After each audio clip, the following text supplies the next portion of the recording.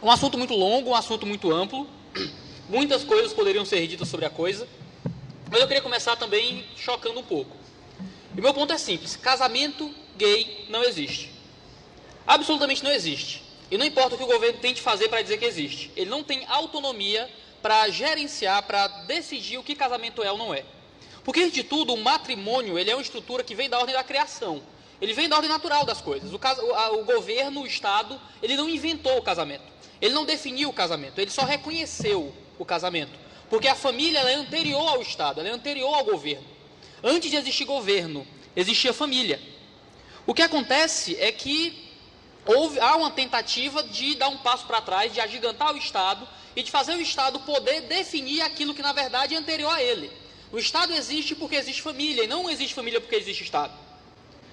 O casamento gay ele não existe. Matrimônio vem de mater, vem da ideia de ser mãe. Casamento vem de acasalamento, traz a ideia de união reprodutiva, esse aspecto conjugal do casamento. O casamento ele é significante, ele tem como significado a ideia de reprodução. Então, o centro do casamento é a potencialidade reprodutiva. Você pode contra-argumentar, como os homossexuais muitas vezes tentam, dizer que, mas e as mulheres estéreis e tudo mais, casais que não querem ter filhos? Ainda que alguns casais optem por não terem filhos, ou por algum defeito da natureza não consigam ter filhos, a estrutura do casamento ainda, via de regra, é a potencialidade reprodutiva. Quando você olha para uma cadeira que está quebrada, você ainda percebe quais são as funções daquela cadeira, ainda que ela não esteja cumprindo aquelas funções naquele momento. Ainda que um casal não queira ter filhos ou não tenha filhos, a potencialidade reprodutora ainda é o que é central ali. Então, isso se mantém em vários casos. Sodomia, o relacionamento homossexual, ele é algo do interesse privado do indivíduo. Um indivíduo, ele quer ter um relacionamento homossexual, ele tem. O casamento, por outro lado, ele é uma instituição que ele tem um interesse público. Se você parar para pensar na Grécia Antiga, por exemplo, não existiu povo mais homossexual, vou chamar assim, do que, se você ler a literatura da Grécia Antiga, é um negócio louco. Né? O pedagogo, por exemplo. O pedagogo era o cara que ia levar teu filho para a escola para protegê-lo de molestadores. Naquela época. Era um negócio meio louco. Existia uma homossexualidade muito comum ali. Mulheres eram feitas para reproduzir. O sexo que era louvado era o sexo do homem com o homem.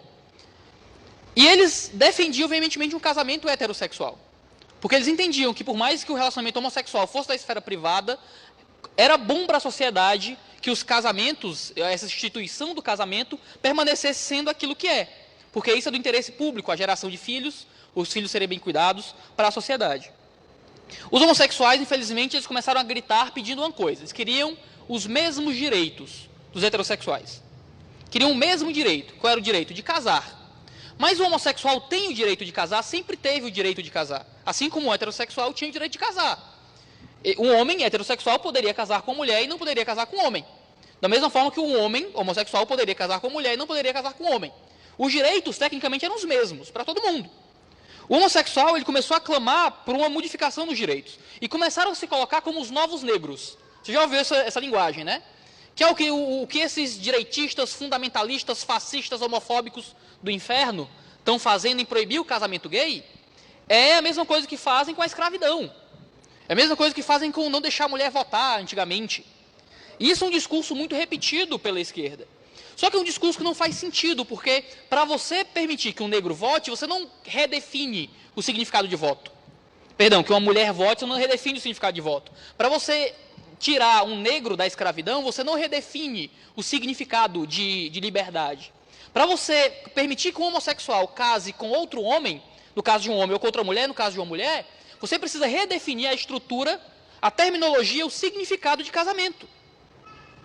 Eles começaram então a pedir por direitos civis, de herança e de coisas desse tipo, mas mesmo com a união afetiva, com o direito de poder criar um contrato de herança, estando à disposição, eles ainda buscavam esse ideal de casamento. Mas como é que você faz isso? Porque antes eles diziam que o casamento gay era proibido. Mas se você parar para prestar atenção, o casamento gay nunca foi proibido. O ponto é que família sempre foi percebida como um ato heterossexual. Ele não foi definido pelo Estado, não foi construído pelo Estado. Ele foi percebido, porque o governo ele é posterior a família. A família é a instituição central e anterior de tudo. Tanto percebendo isso pela ordem da criação, por uma percepção natural das coisas, quanto pela revelação da palavra de Deus. A família foi criada por Deus já do processo criacional de tudo. A família não foi inventada posteriormente. Havia família quando não havia Estado. Então o Estado ele não tem como redefinir aquilo que é anterior a ele. Por que é que o Estado não pode definir o que é um indivíduo? Por que é que o Estado não pode definir o que é uma pessoa? Se o Estado quiser dizer que negro não é mais pessoa, ele pode? Claro que não. Porque a pessoa, o indivíduo, é anterior ao Estado.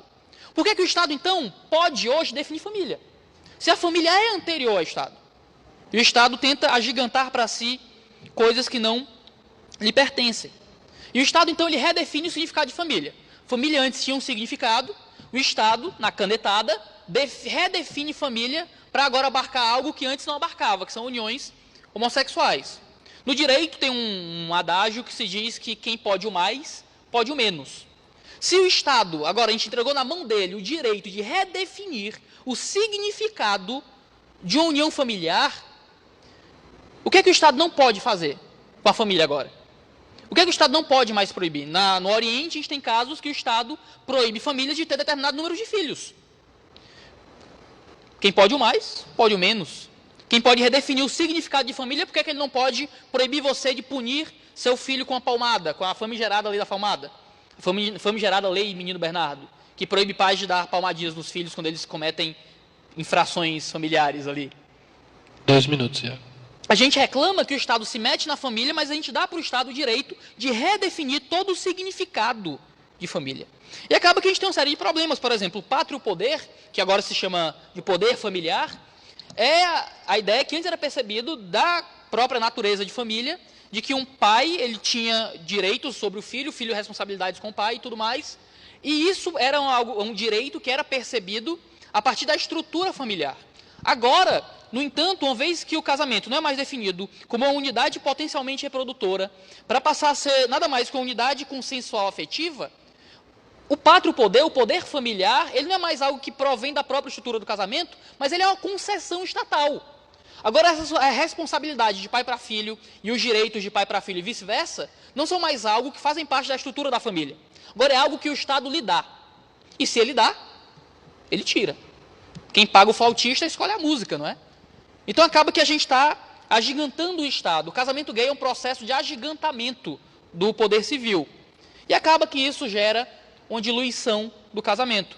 O casamento, ele é heterossexual por causa de 3 pilares que o compõem. O casamento ele é baseado em espécie humana, aqui no caso, porque dentro da espécie humana tem 2 gêneros, homem e mulher, então a gente tem número, então espécie, gênero e número. O casamento é heterossexual por isso, e é monogâmico por isso também, é um homem com uma mulher. Se você quebra a barreira do gênero, e o casamento, que antes era heterossexual, passa a poder ser homossexual, o que é que mantém a barreira do número? Nada. Mera imposição estatal também. E agora, como o nosso querido... essa é a pergunta que tem que ser feita também. Se a barreira do número cai, que ele é completamente dependente da barreira do gênero, poliamor, como é dito, é algo que as pessoas já estão pedindo. Nos Estados Unidos, bastou aprovarem um casamento homossexual, que já começaram passeatas, já começou notícia, já começou gente batalhando pelo casamento de 3, 4, 5 pessoas. E se cai a barreira do gênero e cai a barreira do número, que são consequências lógicas da barreira da espécie, por que a barreira da espécie continua? Então a gente tem na Alemanha, por exemplo, marchas pró-zoofilia. Na Alemanha a gente tem o Zeta, eu não trouxe o nome alemão, porque o bom de alemão é o Felipe, não sou eu, é os zoófilos engajados por tolerância e esclarecimento. É um grupo na Alemanha pedindo casamento zoófilo, com os mesmos argumentos que eram usados pelo pessoal que pedia casamento igualitário. Se a gente aceita casamento zoófilo, que é um ser que não tem direito civil, que é um animal, o que é que impede o casamento pedófilo ser o próximo passo? Para encerrar, eu quero concluir. Se cabe tudo no casamento, o casamento não significa mais nada. Se cabe tudo dentro dessa instituição e ela é esticada ao ponto de enquadrar qualquer relacionamento humano, então o que é que o casamento ainda significa? Chesterton dizia que quando a gente está na beira do abismo, o único jeito de avançar é retroceder. Então espero que a gente possa repensar essas decisões aí. Eu confesso que tem dias que, olhando como o Brasil está, eu vou dormir de um modo bem kafkiano, sabe? Existe um registro de uma conversa com Franz Kafka, em que um amigo perguntou para ele: você acha que existe esperança, Kafka? E Kafka, um grande pessimista, respondeu: esperanças há muitas, mas não para nós. Eu, às vezes, tem dias que eu vou dormir pensando que, cara, será que essa batalha cultural, essa luta, falarmos sobre o assunto, será que isso vai dar algum resultado algum dia? Mas então eu tento dormir de modo mais paulino às vezes. Paulo ele escreveu em Romanos 8, versículo 24, porque na esperança fomos salvos. Ora, esperança que se vê não é esperança, pois o que alguém vê, como espera, mas se esperamos o que não vemos, com paciência o aguardamos. E claro que eu estou tirando o texto de Paulo do contexto, ele está falando da esperança futura, de céus, mas eu acho que a gente pode ter esperança. Eu acho que mesmo que se você tiver uma escatologia pessimista, de que tudo vai piorar apesar da gente. Vai piorar apesar do nosso esforço. E se o mundo vai piorar, que nosso país nade contra a maré. Se o mundo vai piorar, que nós sejamos aqueles poucos que vão andar contra o caminho do ódio, contra o caminho da destruição das esferas, contra o caminho de um Estado gigantesco, contra o caminho daqueles que destroem instituições milenares que são basilares para a construção da sociedade civil. E ainda que não haja esperança para nós, a gente batalha uma batalha que não é só nossa. A gente batalha uma batalha pelos nossos filhos, pelos nossos netos. A gente batalha uma luta pelo mundo que há de continuar, mesmo depois que nós formos. Quantas revoluções, quantas mudanças de mentalidade, quantos países não foram transformados por causa de poucos que eram tidos como loucos por um tempo, mas que transformaram todo o paradigma intelectual da sua sociedade. Minha oração é que a igreja possa ser esse tipo de maluco que crê contra a esperança. Que às vezes dorme triste, achando que não vai dar em nada, tudo só vai piorar e a gente só vai ser preso. A gente falou coisas aqui que eu olhei pro Felipe, cutuquei, cara, eu tenho certeza que a gente vai ser preso em sair daqui. Mas que a gente possa crer contra a esperança. Eu não sei para onde o Brasil vai, eu não sou vidente, minha pedra não é ametista, minha cor não é amarelo, eu não sou bom de prever o futuro. A gente pode ter algumas impressões, a gente pode ter alguns chutes, mas o que eu posso prever, o que eu posso controlar, digamos assim, é o modo como eu vou reagir. E o que você pode controlar é o modo como você vai reagir, por mais que a esquerda tente convencê-lo de que nem isso você tem controle, de que na verdade todas as circunstâncias moldam seus atos. Mas a gente pode controlar como a gente vai agir. Eu espero que a gente haja com fé. Podem levar a nossa liberdade, podem destruir as nossas instituições, mas nunca vão calar a nossa voz. Que a gente continue tocando a trombeta em Sião.